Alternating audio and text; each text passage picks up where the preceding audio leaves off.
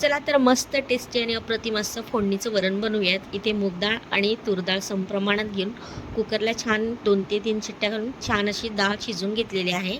शिजवताना त्याच्यात हळद आणि चवीनुसार मीठ टाकलं होतं, एक टोमॅटो टाकला होता। छान डाळ शिजवून घेतलेली, त्या डाळीला आता मस्त फोडणी देऊयात। इथे पातेलं घेतलेलं आहे, पातेल्यामध्ये 3 ते 4 चमचे तेल टाकलेलं, तेल छान तापलं की त्याच्यामध्ये जिरे, मोहरी, कढीपत्ता, ठेचलेला लसूण टाकलेला आहे, हिंग टाकलेला आहे, हिरव्या मिरच्या 2 कट करून टाकलेल्या आहे। मस्त असा तडका तयार करून घेतलेला आहे। आता शिजवून घेतलेली डाळ यामध्ये ॲड करूयात आणि छान असा तडका देऊन घेऊयात। इथे पाहू शकता मस्त असा तडका दिलेला आहे वरणाला आपण, आणि मस्त असं छान असं मिक्स करून घेऊयात। या पद्धतीने नक्की तुम्ही रेसिपी करून पहा, खूप टेस्टी आणि अप्रतिम असं वरण बनून तयार होतं।